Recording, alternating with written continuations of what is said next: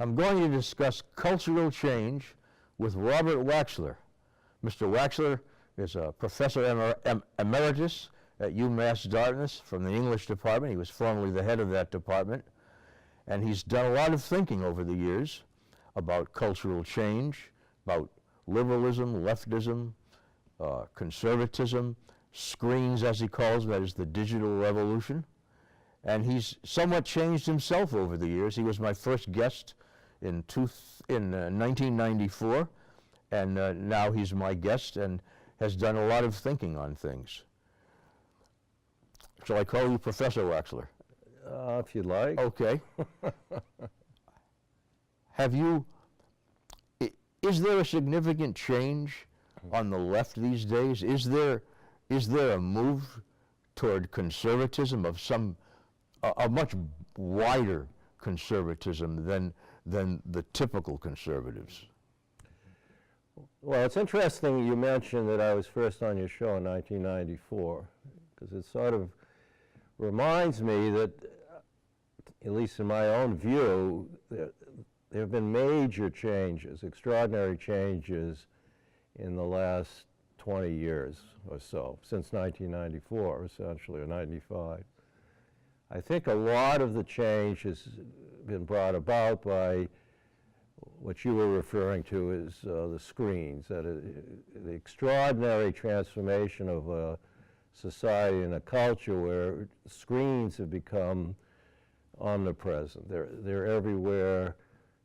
It has created a very different kind of culture and a very different kind of context than we had previously. I don't think it's been for the best, quite frankly. I mean, there are a lot of advantages, obviously, and a lot of good things that have come out of the internet, the continuous observations of screens. But when I look at the social media, what's happened there, Facebook, Instagram, all those sorts of things that really create a huge sense of a difference in the temporal experience of things, the way time and space can be experienced. When I look at the way the screens really recreate the way we perceive the world, where almost, to my mind, the overwhelming sense of the visual has outpaced the sense of the word and of language. I see a world where we don't have much time to contemplate things anymore. We don't have time to be as self-reflective as we'd like to be, or we should be as human beings. I see a world where the humanities, which have always been a particular concern to me, language and literature and philosophy and history, all seem to have been just about have vanished. They seem to have been marginalized to the point where very few people are thinking about those things at all. So all those things collectively, I think, have reshaped our politics to some extent, our culture, society, education. And in that sense, I think we're either entering into a world which is certainly going to be very different and in my mind, not as human, at least in an old classical sense of that term, as it used to be. Some people might say that the modern humanities have lost the confidence that they had for many centuries, even for millennia, starting in ancient Greece, and that people are maybe escaping to screens. And I had a thought myself, what if that's right, that they're not getting what they want from their education, from the humanities, and they feel adrift, they feel disintegrated, all right? Ayn Rand would call it conceptually disintegrated. Their ideas don't give them a unified worldview any longer, just little shards, little slices of reality that, as she says, switch and swim. I wonder sometimes if, consciously or not, whether people are using these screens, perhaps excessively or not, to focus, to have some kind of a focus that gives them some sort of a psychological relief and some sort of a purpose that the humanities, the modern humanities, don't give them any longer. Yeah, well, for me, the screens, for the most part, help to create the fragmentation that you're talking about, the sense of chaos and disintegration, rather than giving people an opportunity to really focus attention. I think these screens are, on the whole, things that pull you away from any strong ability to look closely at things and again, to contemplate things for any length of time. I think by comparison, if you take what I think of as a book culture, kind of pre-screen culture for the most part, you read a book, there's always the possibility of entering deeply into that book. There are dimensions. If it's a thoughtful book, you enter into the words, the language, you spend time with it. It helps to locate yourself as a reader in both time and space. But you need to pay attention. I think this, social media works really against that. I want to move the conversation a little bit back. You've mentioned to me how, for you at least, there was a start of a culture or a cultural change, I believe in the 50s and the 60s, with Jack Kerouac, the novelist, and the Beats, and people like that. But that changed as well. Can you talk about that? Yeah, you could see the change in that case if you sort of trace those 10, 15 years. Right? I mean, you got an image of Kerouac driving on the open road in a car, which probably in America goes back to Walt Whitman on the road. We've got this great feeling in America of openness, of freedom, of expanded possibilities, of a vision of what you could do. There's real hope there. And then in the middle of that, after Kerouac, metaphorically, you've got not just one or two people in a car, but you've got groups. You've got Ken Kesey with his bus. But he's still doing more or less the same kind of thing. He's bringing people are on the road, they're in movement, but they're together, they're sort of searching out for freedom. But in both those cases, there's a certain peacefulness there. There's a dream, at least, of a Garden of Eden, of possibility. By the end of that decade, 1969, the image you get instead is something like Altamont, this rock concert where the Hells Angels show up, and there's anger, and there's it may be frustration, but there's violence. So things already, in my mind, metaphorically at least, have already turned. Instead of having a dream of great possibility, a kind of vision that's going to be, for the most part, contemplative and hopeful, and very much that part of the early part of the 60s connected, in my mind, to the English Romantic poets, to William Blake, to the great power of imagination. Instead, you've got there's a turn there. People are already beginning to despair. Some people are obviously working against that possibility, and the hope of peace and of potentially freedom and the return to the Garden of Eden in that metaphor, seems to slowly diminish. In my mind, there's no doubt about that. You sound like a patriarch of an ancient Middle Eastern tribe. I was reading about the ancient Christians and Jews running around the Mideast deserts many thousands of years ago, and they had a problem with those members who wanted to move to the cities for the excitement, for more possibilities as they saw it in life, and those who wanted the old conservative ways of moving back to becoming like nomadic goat herders or something like that. It seems to be the same thing regardless of the changes. Well, so it's an interesting point, because let's imagine that dream, which keeps coming up off and on throughout history, sort of reemerges in the 1960s, which is a dream of possibility and a dream of genuine hope and what could happen, and then begins to fade out. I think still through the 70s and 80s up until around into the 90s is still a dream that some people hold on to, enough people hold on to it.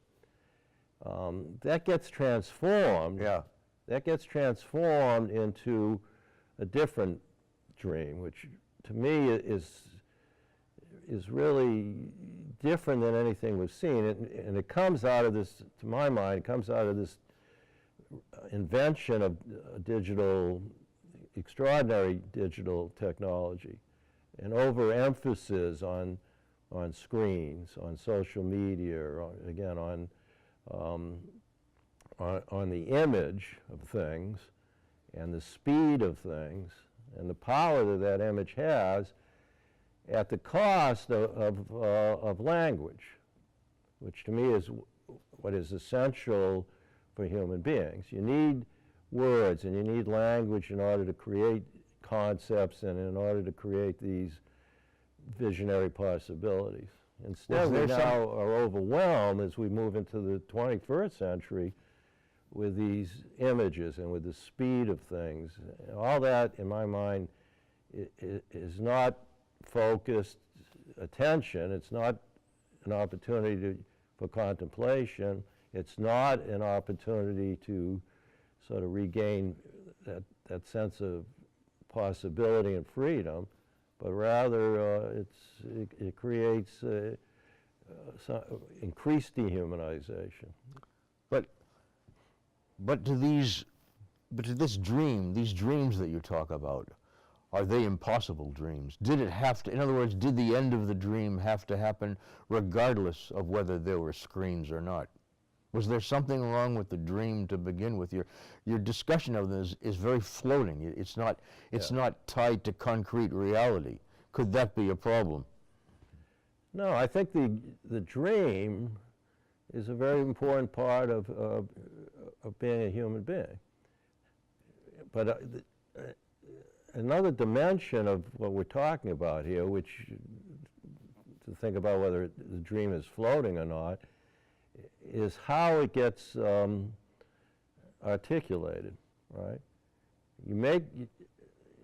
You have dreams, you have possibilities, you have visionary hope, and you have artists and writers and philosophers who, through language, struggle with that dream and try to keep it alive, present it. So even if we fall short of that perfect, of that moment of perfection, at least you've offered through words, through language, through something which is very human, a kind of human universe which keeps people going. That gives you hope. It gives you extraordinary pleasure. Every time I look at an aesthetic work, music, or read literature, or think about a beautiful piece of art, that may not, that's a dream in the sense I can see something that's being articulated there which gives me hope, it gives me pleasure, it uplifts me. And words, language, I think when at its most stirring and most beautiful, capturing these conceptual ideas as well as the aesthetic beauty of the situation are the best hope that we have as human beings to keep ourselves human. I hate to be unpleasant at this moment, but Hitler too had a dream. How do you prevent what you call the dream from turning in that direction? Well, the issue there is an issue of how do you, what is the evil and how do we deal with the evil?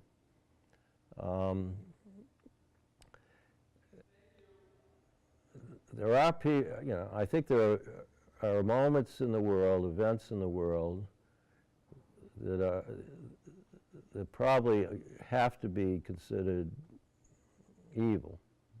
How do you stop them? If you start with a dream, how can you not end up in some place like Nazism or Marxism?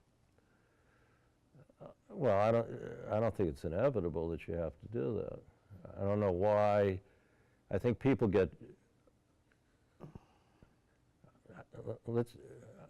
I think the evil comes not from the dream. I think the evil comes from the fact that there are large numbers of people, there are people, hopefully they're not in large numbers, but there are a number of people who are just filled with their own self-interest. Oh, come now, Adolf Hitler was a fanatic advocate of sacrifice and a fanatic opponent of selfishness.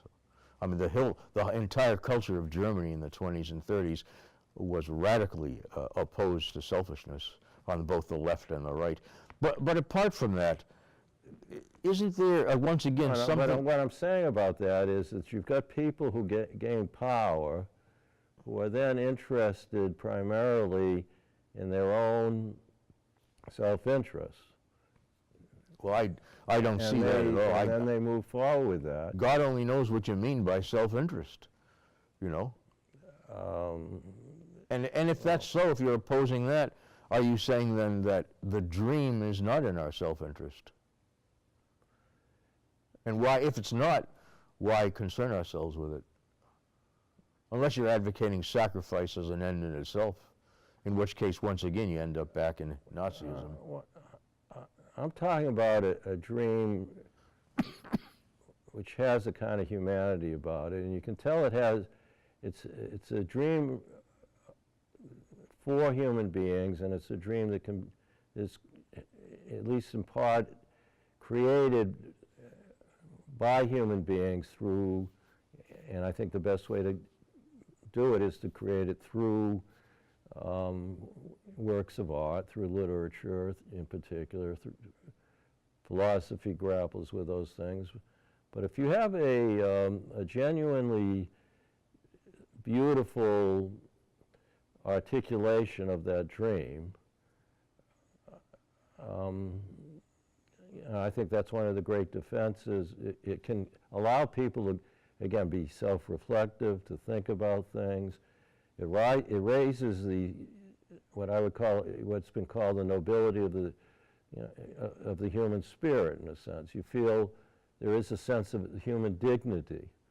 All those things are carried through because of the articulation of these dreams. I personally think that's the best. That's a good way to defeat what is really ugliness and frustration.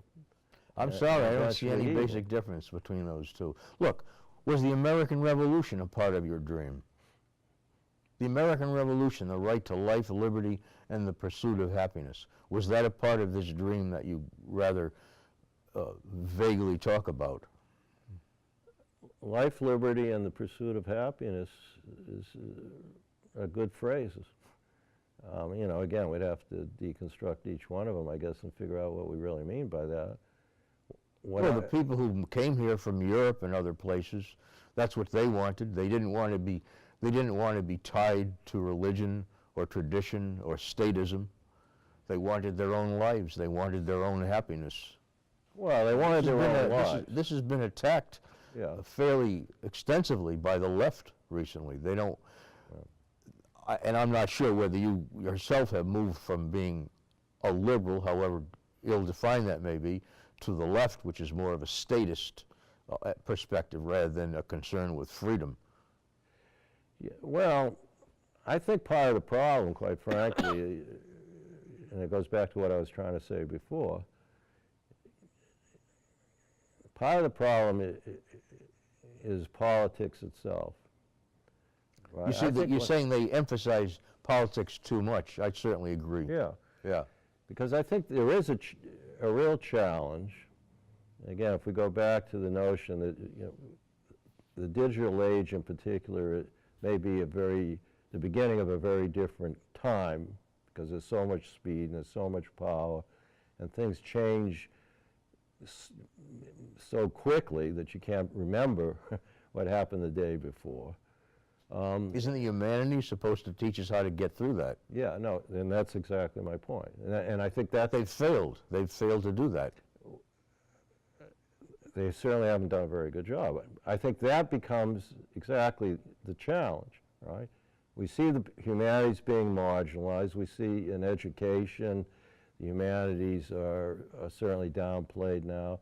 Yeah. Fewer and fewer people, as far as I can tell, are reading really books of substance, of good, reading deeply. There's less and less contemplation about these issues that are really important. And all that works to the advantage of the people who control the digital media. In the short run, it does, but not in the long run. If the humanities go, everything goes. The humanities are the key to everything. Yeah, and that's why I say, and I think of politics as something smaller than that. Yeah. Right? What I think, and I think we're probably in agreement on this, and what I think the humanities are really all about is trying to maintain some kind of coherence so that you will take what is best from the past, and what appears to be what I would think of as human, in the best sense of that term. The best of literature, as Matthew Arnold, going back to the 19th century, talked about it. The best that has been said and the best that's been thought. And you try to bring that into the present, and you try to get at least enough people to get focused on that and think about it. So now you have a connection between the past and the present, and you've got at least a few people who are sort of maintaining hope and maintaining coherence and can project something into the future as a real possibility, which will not disrupt that whole process, that whole You could be an tradition. Indian yogi. Huh? You could be an Indian yogi. Look, Well, no, I think this is very much, it could be, I suppose, Eastern. I actually think another way of putting this is to say that there's something incredibly important in the Eastern tradition, including yoga, but there's also something incredibly important about the Western tradition, which should be learned, should be known. what is that? Should be passed down. What is that, though? I think it's embodied in things like great books. But what is it? It may be embodied in books, but what is it? Well, because you can't. It's not an abstraction. It's not. It's embodied in the humanities, precisely because it's not simply. It's very ephemeral, Professor Waxler. Very ephemeral. It has to do as much with the human heart as it does with the brain. But that's what you haven't discussed since then. So that's what you haven't discussed. Yeah. The human reasoning mind. You're into the dream, and a lot of people are these days, all right? The dream, just dreaming. But what about the mind? What about the man's independent, focused mind, focused through his senses onto the concrete material universe? living his life, using his mind to guide his life, to change nature for his own life, and to seek values, to produce values. What about that? I mean, isn't that the key, though, to it? Isn't that the basis of a good dream? That dreaming by itself is so amorphous. It's so undirected. It eventually will disintegrate, and that's what you're complaining about, the disintegration of the dream into a bunch of little pieces. And now people are very, very confused, and that's a very frightening time. Yeah, but we're not talking about, first of all, I'm not trying to suggest that, we're talking about a dream that is floating nowhere. I'm saying that let's take Western civilization as we know it, or think about it, Western traditions. And again, Eastern traditions could equally be offered here. But in terms of Western tradition, there is a past. There's a strong past. It's not just idle dreams that have floated away. You can see that tradition as it develops, again, through books in particular, through great art, through music, through the great philosophic tradition. So, in that sense, and it's articulated there. So it's mind, but it's not just mind, in my estimation. It's also the heart. The great books of literature, great literature, carries with it both the mind and the heart. You read it, you experience it. It's not something that's just floating out there. It's something that has been shaped by the reality that was in front of the writer and also inside of the writer. Where is man the rational builder in your dream? And I don't detect even the slightest hint of it. I get the impression that you're advocating some sort of a swami floating above the earth someplace without any contact to physical reality.